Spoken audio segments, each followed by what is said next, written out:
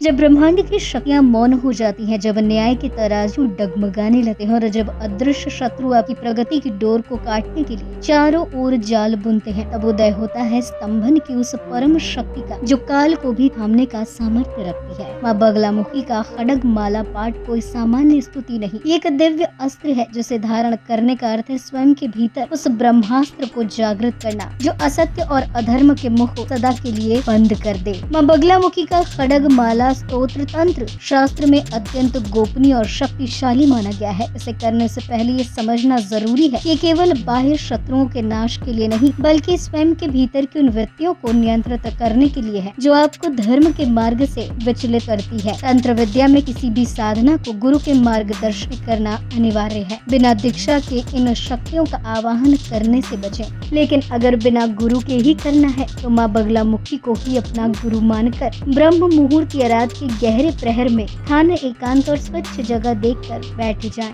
घर के अंदर भी इसे किया जा सकता है। साधना के लिए मुख सदैव पूर्व या उत्तर दिशा की ओर रखें। इस पूरी साधना को गोपनीय ही रखना चाहिए। पीला आसन, पीला वस्त्र, हल्दी की माला, शुद्ध घी का दीपक और माँ का विग्रह या यंत्र रखें। सबसे पहले भूत शुद्धि करें। अपने हाथ में जल लेकर संकल्प लें कि आप किस उद्देश्य के लिए ये पाठ कर रहे हैं। उद्देश्य सात्विक होना चाहिए। किसी को नुकसान पहुँचाने के लिए ऐसा बिल्कुल न करें, क्योंकि उसका बुरा असर आप पर भी पड़ेगा। खड्गमाला स्तोत्र में न्यास का बहुत महत्व है। इसमें ऋषि न्यास, कर न्यास और अंग न्यास का विधान है। यह आपके शरीर को उस दिव्य ऊर्जा को धारण करने के लिए कवच की तरह तैयार करता है। पाठ पूर्ण एकाग्रता और स्पष्ट उच्चारण के साथ करना होगा। ये सुनिश्चित करें कि पाठ के दौरान आप स्थिर रहें। इसके लाभ की बात करें तो ये केवल कानूनी जीत या शत्रु नाश तक सीमित नहीं रहेगा। जब आप इस मार्ग पर आगे बढ़ेंगे तो आप जो भी वाणी से कहेंगे वो सत्य होगा। यह आपकी वाक शक्ति पर माँ का नियंत्रण स्थापित करेगा, जिससे आपके शब्द प्रभावशाली और तर्कहीन विरोध को भी स्तब्ध करने वाले हैं। यह आपके भीतर के उन विचारों और विकारों को स्तंभित कर देता है जो आपको